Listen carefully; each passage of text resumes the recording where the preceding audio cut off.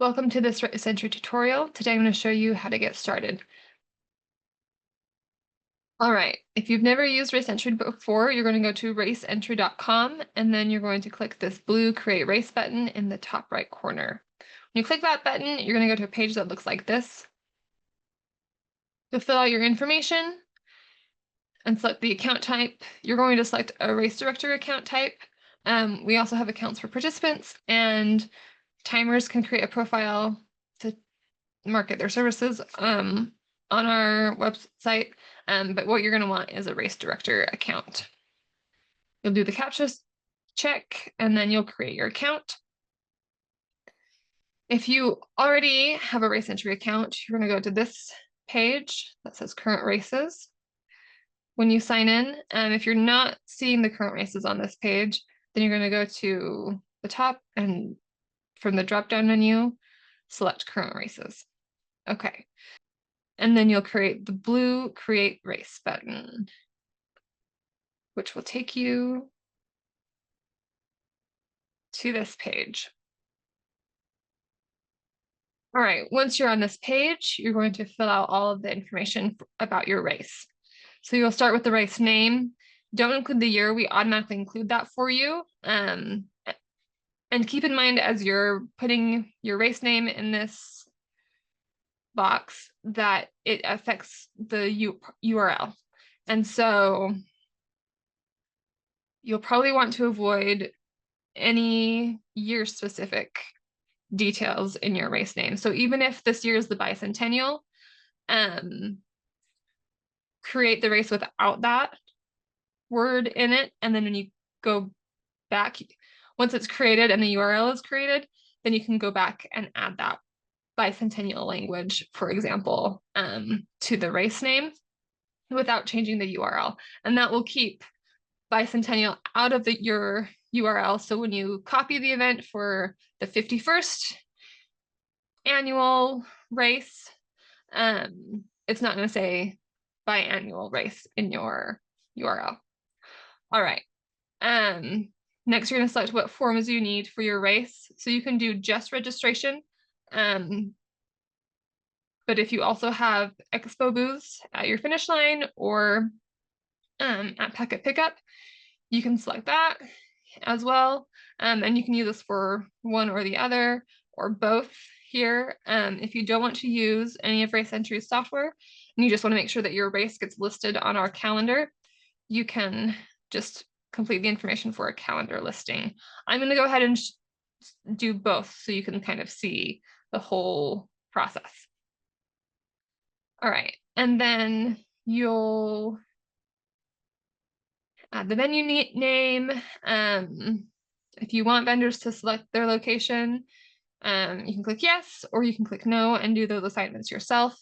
If you have vendors select their location, make sure you reach out to us so we can help you create a good expo booth map. So it's easy for vendors to see what's available and where they think a good location to be is. All right, I'm just gonna go no here. Probably pretty easy. And then if you have a multi-day race, check that box and you'll have a start date and an end date. If it's just one day, that's great too. You'll want to put in some basic information about your race. And then if you have a website URL, you'll add that in there as well. And then we'll want some contact information. This is the information that's going to be on your public marketing page that we give you. And so it's just a good user experience if someone has questions to be able to find an email. All right. And then we need the checks payable information. So payee name, address, postal code. If you are a nonprofit, then you'll check this box. And then we have a little bit more information that we request if you're a nonprofit or a government agency. If you have an EIN, and then we'll need your EIN number. And then we need proof that you're a nonprofit. And this has to be a document from the IRS or from another government organization that says That's showing that they're identifying you as a nonprofit. It can't be a form that you fill out yourself. It has to be from the government. Okay. And then if the event is tax exempt, you'll make that selection here.